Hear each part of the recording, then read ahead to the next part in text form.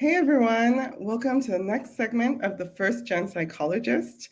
In this series, we will cover topics that destigmatize mental health and as well as topics of personal development and empowerment centered on the first gen experience. So I'm Dr. Lisette. I'm the First Gen Psychologist. I am a licensed psychologist, coach, speaker, writer, and today I am your host. And we will be discussing, today's topic is reconnecting, rebuilding relationships after immigration-related separation and reunification. And we will be learning more about this from Evelyn Mejia. She's an LMFT. She's a first-gen bicultural therapist and coach. So let me share a little bit more about Evelyn with you all. Evelyn is a first-gen Guatemalteca, a licensed marriage family therapist and coach who specializes in working with first-gen Latinas in exploring their bicultural experience, unpacking generational trauma, internalized programming, and learning true self-expression. Evelyn uses a trauma-informed healing and holistic-centered approach to support clients thrive and not just survive. And so welcome, Evelyn. I'm so excited to have you. How are you? I'm doing well. I'm excited to be here. Thank you. Yes, awesome. So let's go ahead and get into this topic. It's such an important topic, and so Yeah. let's start with these. These are all very difficult questions, everyone. So as we get into this, know that what we're covering is just the tip of the iceberg of some of these, and so these are really important challenges that we'll want to delve deeper into. But today we only have time for the top. So, what are some common mental health challenges faced by individuals who have experienced separation and reunification due to immigration? Um, so I think we have to keep in mind that the experience of immigration can be traumatic on many different levels, right? And it can also be repeatedly traumatic.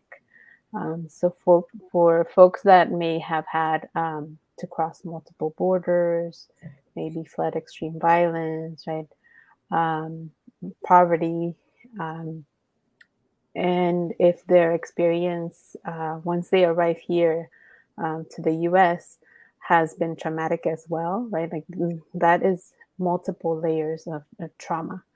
And this can cause anxiety, depression, complex post traumatic stress disorder, grief, isolation, right? Feelings um, can also be like a mixed bag of feelings, right? Because on one hand, you could be grateful that you made it here, right? That you have had the experience to actually immigrate, but also complicated in the sense of there's a lot of grief, right?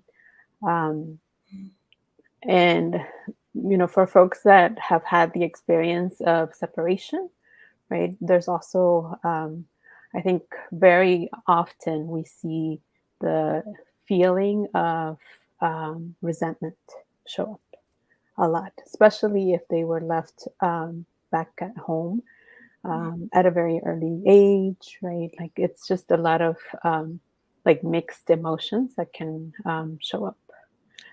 Yeah. So in that there's mental health challenges that are experienced through the initial trauma that may be they Mhm. experienced in their home country, that maybe was part of their decision making to wanting to immigrate, and then the actual journey, depending on the journey, that could be very challenging for folks and can also people can also experience trauma in that journey. And then once the journey is completed, there's the emotions that come up for folks as a result of either the journey or the experiences before, which Mhm. could lead to some anxiety or depression symptoms, or also the impact that their actions had on others and how the other person maybe whoever maybe leave left behind. I think was the main example you gave, or whoever Yeah. waiting for them in some capacity can create what I hear is maybe some attachment concerns For for sure. individuals. Yeah, I was gonna say like very it can we tend to see very wounded relationships, right? Yeah. Between children and parental figures. Um, And when I say children, I'm not just talking about kids, right? Like it's also adults. For some Mhm. folks that have immigrated, maybe a little older, right? They're still, we tend to see that just very wounded relationships because the attachment has been ruptured, right? And so it takes it can take time to repair the relationship um, because there's so many mixed emotions, like I said. Yes. Yeah. And I like how you phrase it in terms of a wounded relationship. I don't think I've heard many folks talk about it in that way. Mm, And you know what I appreciate about that so much is that when we think of wounds, we think of something that can heal, yeah, right? And so I think oftentimes in the media, you may hear terms like broken or, some other, and I think what I wanted to highlight is like, this is why the language we use is so important. yeah, And even something that might seem like, oh, I'm having challenges or it's an impact. It's like a wound. Wounds heal. And I know that I would talk about that a lot. I would frame it that way for many mhm, of my clients, at least in my individual practice. It's like we're working on healing a wound, and sometimes part of the work is like putting salt on that, and that doesn't feel yeah. so good. But eventually, it'll heal, and it may not look the same, but it will heal, right? And so it's such a fascinating way to talk about it. Yeah, Yeah. no, for sure. I agree. I think language, the way that we speak about some of these things um, can be very impactful, right? Like we're taught to think of it from a very pathological way, right? But when we really explore and get very curious about the history of our clients, we can see that a lot of it is just normal reactions that people are having to, very real experiences. Exactly. Exactly. There, and one of my biggest values and one of the areas that I guess this segment, these series is focused on is just destigmatizing mental Yeah. health. So like, I will always highlight this is a better language maybe to use, Hmm. and it's also a learning process. In the future, I might learn something else, right? And so I posed our second question, which is you were touching on some of this a little bit, and so I just Hmm. just continue the conversation, which is potential long-term effects. And you highlighted being potentially that wounded relationship. Do Yeah, yeah. you say are some potential long-term effects of separation and reunification on mental health? I would say, like I said, wounded relationships, right? And that can look, very different for folks, right? It could be maybe a distant relationship, maybe it could be a very like estranged relationship, right? A lot Mhm. of folks maybe experience um, like the just cut off, right, from their um, parental figures or family Mhm. members, right? It really depends on, um, I would say, the level of the wound, right, that Mhm. has happened, and also the efforts that have been made or not made to repair some of that relationship, right? Because it's very different. It's a very different experience for someone who maybe was able to keep in touch with their parental figures, even Mhm. if it was through the phone or through, video calls or whatever, versus someone who didn't really get to have that, right? There might be more of a strange relationship Yeah. um, because of that. So it really depends, I think, on the experience that you had during the separation. Yeah. No, I think those are really important points, right? Like with this, we're talking about an experience that may be common, unfortunately, too common for many people. Very common, yeah. And but the individualized reactions and experiences within that are so varied, and it depends on so many factors. And even something that may sound as simple as being able to still communicate in some way, whether it's phone calls or in a time where we feel that we should be easily connected to others, Hmm. but can still be very challenging. It can be as easy as it might seem to be able to access these resources. It's still a privilege to access these resources. Yeah, for sure. So as we talk about the this is a problem. This is something that, is constantly happening for folks. And we're in a position as mental health professionals or other healthcare professionals to really, I guess, alleviate or help support people on their healing journey through that. What would you say are some of the strategies that have been most helpful for when you're supporting individuals, or what would you ask another healthcare professional to do to best support individuals who've experienced this separation and reunification due to immigration? I would say the main thing is assessing, right? Like Mhm. exploring the family or the individual's Yeah. immigration history, right? Getting really curious about and the, the immigration story, right? How did they how did they get here? Did their parents arrive first? Mhm. If so, who were they left with, right? What was that experience like? Because we have a lot of folks who were left with, relatives that had very traumatic relationships, right? Or experiences being cared for by other family members. And so getting really curious about, Mhm. again, like the whole story, right? Um, if for children that immigrated alone, right? Like how was that like? Um, and then for unaccompanied minors, right? There's the other element of coming here Yeah. and being taken in by relatives, or sometimes they're not even relatives, right? But again, how was that experience like, right? Yeah. um, because that can really all of the whole story can have very different implications of how um, Mhm. it's impacting the current relationship. Mm. Yes. Yes. And so in that, doing your due diligence and just keeping the conversation really open-ended with these Mhm. individuals, like just tell me your story. You want to understand their narrative from their perspective first, and just being mindful, I guess, of any kind of leading questions is what I'm Mhm. very curious, like, oh, what was that like for you?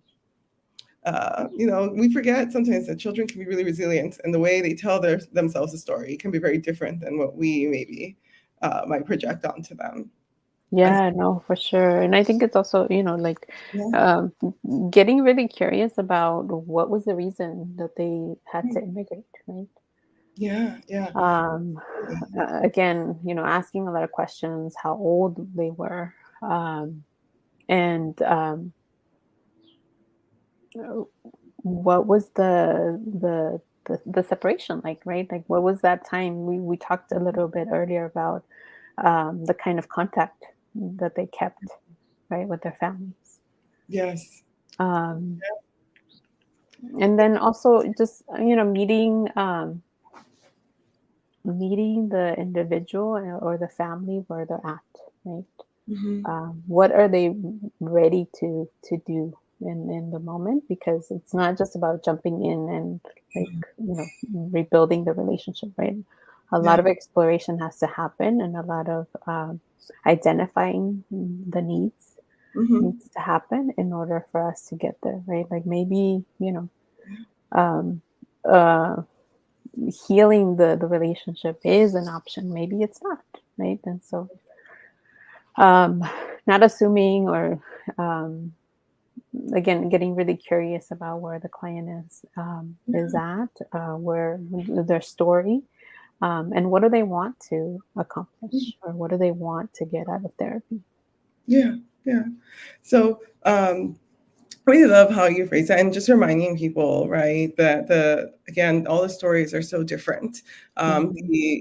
The connection that maybe people experience that was or was not there during the separation can make a big difference in how they're, I guess, processing everything that they had, right? And so, which kind of like leads into this. I feel like our flow has been very, very easy today. I'm like, oh, this really leads into the next one where I want to just understand a bit more around How can individuals who've experienced this begin to process their emotions and heal from their trauma? So we're talking about therapy, right? Mhm. So earlier the example was, well, therapist, what can you do? If you're a mental health professional and you're working with someone who's experienced separation and reunification, give them that time and space to share their story and create safety around the capacity to share that story. So do you work, Yeah. to work at an agency that is clearly labeled around the safety that they do around anyone who has an undocumented identity or documented or whatever it might be, regardless of their immigration status, having statements to make it feel a bit safer, right? Like where it's located. All of that is something I think about on a bigger systemic level. Yeah. You brought in, it's like once you're in that room, here's some stuff that is also very beneficial and helpful for like the providers to be really curious, be patient. But now as the clients are coming in to speak with the provider. Well, one thing is the clients may benefit from therapy, I think is what I was trying to say, Mhm. to process their emotions. But is there anything else besides therapy or in supplement to therapy that can help individuals process their emotions and heal from this kind of trauma? Yeah. Um, I think, seeking support, right? Whatever that looks like to you in terms of what is going to feel like a safe space, what is going to be feel like a supported space, right? For some folks, it might be therapy. For some folks, it might be, like a group setting might feel Yeah. more comforting or more or safer, right? Mhm. Um, it's okay if you have um, also knowing, right, that it's okay for you to have all these different kinds of feelings, right? Like I was mentioning at the beginning, right? A lot of mm, complex and mixed feelings can come up, Mhm. right? And so just validating that for yourself, but also seeking that support where someone can validate that experience and then all of those feelings for you. One way, is therapy, whether it's family or individual, right? Just start somewhere. Um, Again, I think the importance of building community, right? Yeah. It's such an important piece of the immigration story um, or experience because we come from community, right? And so to Mhm. have to immigrate to a whole new place and start all over again, right? It's really finding community. If there's one thing that we're wired to seek, right, is Mhm. to belong. And so if you can feel a sense of belonging um, in your new life, in your new city, right, or state or country, um, to find whether that's it can be like a soccer league, right? For a lot of Mhm. folks, I used to work with unaccompanied minors Mhm. in a high school setting, and a lot of them just soccer was like just something that just felt so much like home, right? Um, and so finding like a league or somewhere where they could play was so important for them. um, church or like social clubs, organizations, right, that are going to help you feel that sense of belonging. Yeah. Uh, Yeah. I loved how you framed that because absolutely the community, that support, it's so important. And the biggest reason is what you just said. It provides you that sense of mhm, belonging. And in many of these experiences, it's easy to feel very isolated by it. Uh, Especially if you're raised with the perception that if you're a certain gender, you shouldn't have emotions around things, mhm, right? If or this is a sacrifice that you're doing for the family. You should be happy. You should be proud. Whatever other feelings people have that they place on you can create individual to feel that dissonance and that confusion around am I supposed to feel this way? What's wrong with yeah. I don't understand. And in that we retreat to ourselves, right? And that little thought grows. It can Yeah. grow. Yeah. So For sure. Yeah. I think again, I keep emphasizing just the how complex all of those feelings can be, right? Because you're supposed to feel happy, you're supposed to feel grateful, right? mhm. But there's a lot of shame that comes with that, right? The shame that I don't feel grateful, I feel like I don't like it here, or like I'm not happy here, right? Yeah. Um, but a lot of those feelings, can um, happen at the same time. Right? Yes. Yes. Yeah. And there's space for all of them, right? There's a Yeah. space. Yes, I can feel grateful that I've been reunited and confused in that I don't experience the closeness I wanted to experience in this moment. Because And because essentially you're having to get to know these people all over again, right? Whether it's your parents or relatives or maybe even siblings that you didn't grow up with, right? yeah, Um, yeah, but um, it's getting just thinking of it in that way, right? Like you're having to get to know these people all over again. yeah, Um, yeah. And that's tough. That's a really tough experience for most, for just in any situation, more so when people mhm, are going through what is very commonly traumatic experience for folks. yeah, Yeah, and so coming back, I think I want to just do a quick summary because my next I want to learn more about how we can support you in your work. And so yeah, for sure. yeah, so today we talked a little bit about rebuilding relationships after immigration related separation and reunification. It's a long title, but beginning to understand what are some of the common mental health challenges that individuals who have this experience have gone through, right? And so they may experience some anxieties, depression symptoms, and that may be related to either the trauma they experienced prior to their immigration journey, during the immigration journey, perhaps upon arrival, and then the reunification process.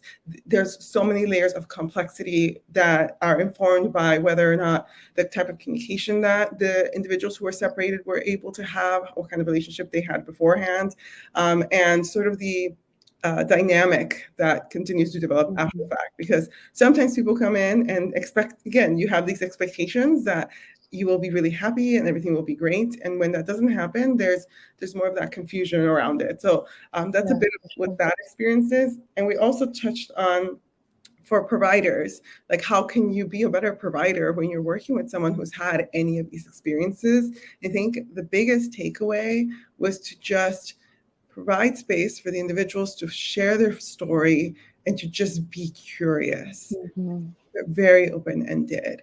And so, safe space and curiosity is how I would Yeah. summarize those. Right. So, now as we end today, Evelyn, how can we support you and your work? Share a little bit more if you have a therapy practice, if you're running any groups or anything right now. What's going on? Yeah, yeah. So I currently have availability to take on new clients, whether it's doing therapy work or coaching. I am going to be doing some emotional regulation coaching, which I'm really excited about. So introducing that new service to my practice. And folks can, they can find me on my website at www.lamaripositahealing.com. Or I'm also on Instagram at lamaripositahealing.com. Yes. Yeah. Thank you. Keep her in mind, and so I'm just going to end so that we can see the names and remember who we both are. So thank you everyone for joining us today on this really important topic. We could definitely talk so much more about it. We didn't even get into any of our part of our stories with immigration because Yeah. this is tip of the iceberg. There's so much more that goes into this. And so please share this segment with anyone who you all think might benefit. Follow Evelyn at La Mariposita Healing. Go to her website, learn more about her Thank you. offerings. And thank you everyone for being No, with thank you for having me here. I really enjoyed our conversation, and like you said, it was just the tip of the iceberg because it is such a um, layered us. Yeah. topic. for sure. Absolutely. Absolutely. Yeah. So if you all have any more questions or would like to learn more, make sure you're following Mariposita Healing. Make sure you're checking out Evelyn's website, which is just lamaripositahealing.com. And we'll see you next time.